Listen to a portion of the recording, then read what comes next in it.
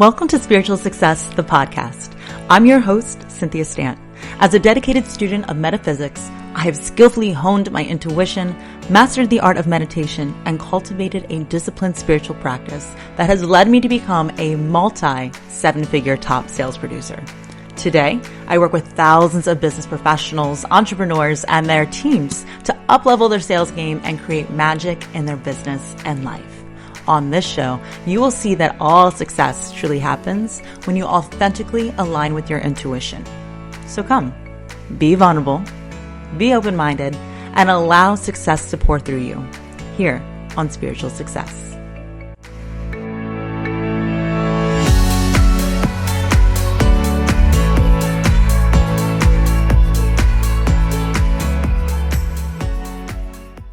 All right, so let's talk about today's topic. I know we're going to be getting into relationships now. And very often when we think of relationships, one of the first things is romantic. Yes, that's cool and that's important and we all love that, right? Who doesn't love love? But it also, we need to remember there's all different types of relationships. We have relationships with our children, relationships with our family, with our friends, with our neighbors, and even with our clients. But here's the thing. When you're a woman who understands metaphysics and you understand how to bring into your awareness the things that you can't see in the physical, you realize that it's important to understand the universal laws. And one of the ones that is discussed very often is the law of correspondence. And the law of correspondence states, as above, so below, as within, so without. Now, as inner feminine beasts, we know that nothing is happening to us. Everything's happening for us, by us. None of us are victims. And we truly are the directors of our lives. We write the script, we hire the actors, and we even fire the actors. But it's up to us. Everything you want in life is up to you. It's a choice. It's a decision. But Cynthia, how do I make the decision? How do I know what to decide on? Well, how does she answer it? The most important relationship is the one with her, your inner feminine beast. She's the highest version of you. Again, she's the version of you that has the courage, the power, the clarity, the strength to get shit done and see it through. And so you have to remember, nothing's created, nothing's destroyed, which means she already exists. So I often ask you, and it's hard to really answer this, but who are you and who do you want to be? And why is there a difference? If you say this is where you are and this is where you want to be, what is all the area in between? Honestly, I'm going to tell you, it's bullshit lies. It's stories. It's these stories you've been telling yourself over and over and over and over again, so you actually started believing them. And whenever you believe something, then that becomes your reality. So the thing is, most of those stories aren't true. They aren't true. Well, where do we get the stories from? From our past. It can be from coding that we adopted over the years. It can be things that are suppressed in our subconscious.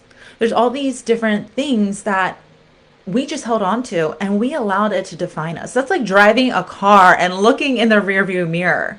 You're going to crash. You can't look at what is. Remember, everything around you is not who you are, it's who you were. It's your past thoughts, feelings, and actions got you here.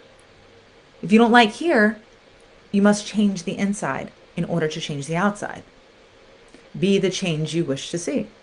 And very often, that's what Gandhi says, of course, but often I love to listen to Michael Bernardo Beckwith, who says, pain pushes until vision pulls. Pain pushes until vision pulls. The pull is where the strength comes from. That's where the growth comes from. Your inner feminine beast is always wanting to help you to grow, because if you don't grow, you die. If you're not growing mentally, physically, spiritually, you're going to start creating blockages that keep you stuck and stagnant. And when something becomes stagnant, it becomes toxic. You have to allow things to flow to you and through you. And so your inner feminine beast is always calling you to move, to shake things up, to have a change, because if you want to have something different, you have to go first. You go first and everything else responds.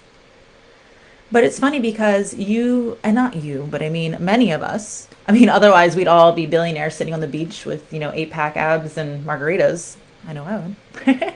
I'm getting there.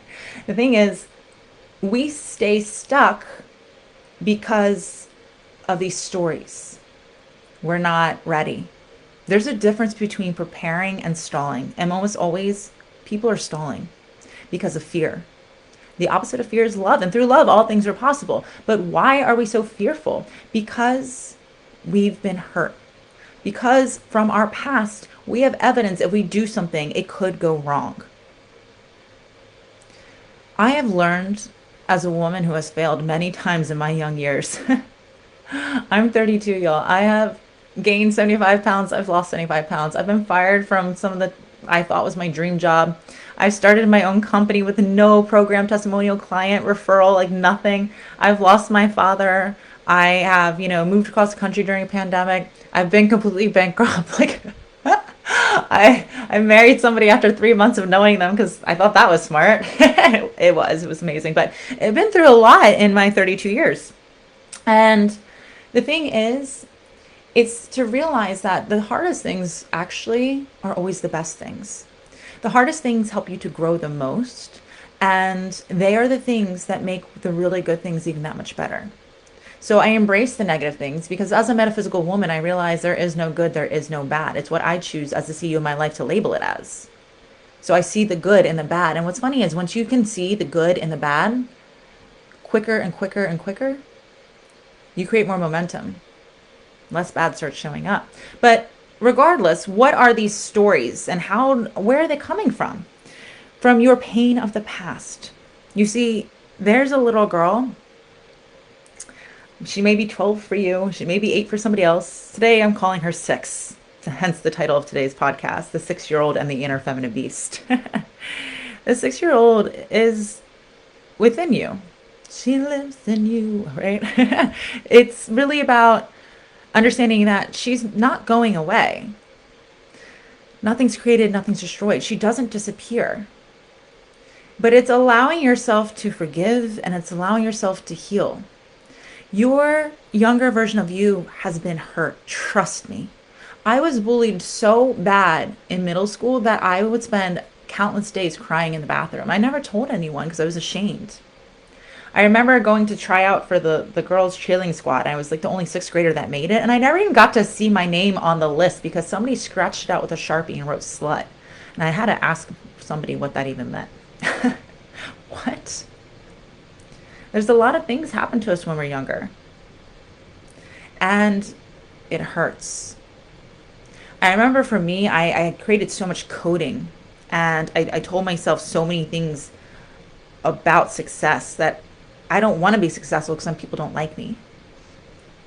And that became a coding for me for a long time. There's a lot of codings that we have based on relationships. Once I got hurt so much by friends, I never wanted a lot of friends. Having friends is a beautiful thing, but that happens a lot in our relationships. We allow past relationships romantically that went wrong to define how it's always going to work out in the future. Well, I've been through this one before. I know what he's going to do because this is what the last one did, but that's not true. We have to remember that the older version of us, as in the one from the past, which technically I guess is the younger version of us, the one from the past, the 6-year-old, she loves you. She's there within you and she doesn't want you to get hurt. She has your back. But are you really allowing a 6-year-old to run the show? There's an inner feminine beast and there's a 6-year-old. And every time you stop and you feed fear and you look at the past to define your future, you're letting the little 6-year-old, she's sweet and she's cute, but my goodness, she doesn't know as much as the inner feminine beast does. And she is not as emotionally intelligent or mature as a divine inner feminine beast is. She's whiny and she gets pouty and she stomps her feet and she throws her arms up and she, wants the whole world to pay attention to her and only her and all these things, right? But very often we will listen to the 6-year-old because she screams and yells. And the inner feminine beast, she doesn't need to yell over that. She's divine and she's graceful and she is aware of her power. And so she doesn't sit there and feel like she needs to convince you. She's there to convey the message. She'll command your power when you're ready, when the pain pushes. You'll quiet enough and you'll surrender to her, because then her vision will pull. Ask yourself, what are you keeping yourself from? Who are you? Who do you want to be? And why is there a difference? And is that difference in between, especially, as we're talking about relationships in our master classes and stuff, start thinking about the relationships that you have and how do you show up? Do you show up as her? Do you love like her? Do you serve like her? Do you give like her? Do you confide in others like her? Do you support others like she would? Or do you protect yourself? Do you run and hide? Do you throw tempers? Do you get defensive? That's not her. That's the 6-year-old.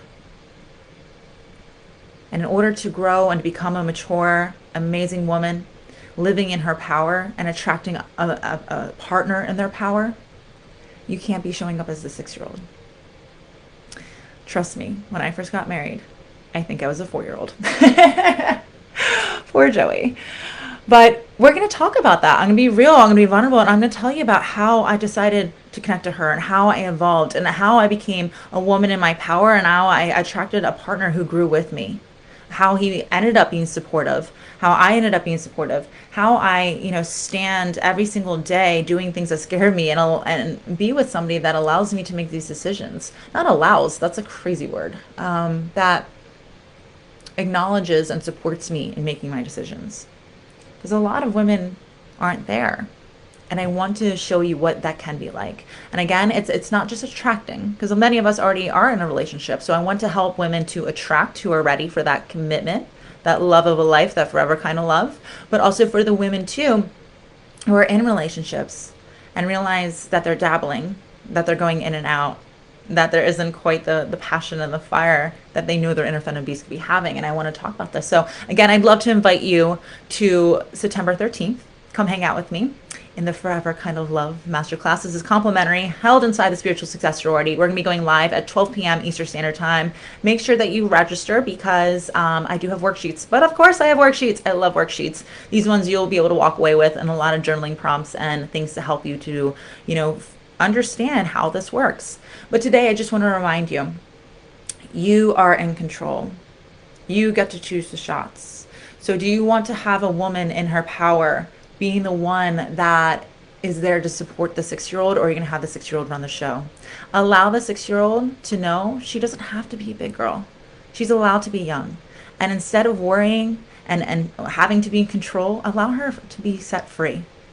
Let her go skip around. Let her find the fun in life. Because we can't keep moving forward if we're looking behind us. It won't be pretty. Acknowledge it, embrace it, see it through.